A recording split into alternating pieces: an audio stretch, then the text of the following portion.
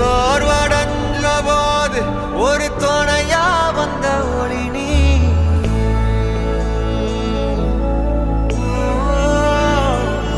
கண்ணில் நீர் வடிஞ்ச போது சிறு துணியா வந்தவனோ நீ.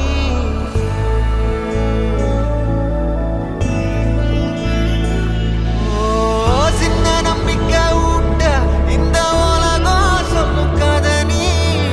அந்த கதையை வீர அவதரிச்சு வந்த நிஜம் நீ.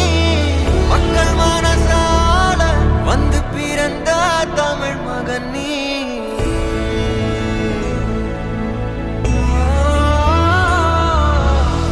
உள்ள ஒளிச்ச உயிர்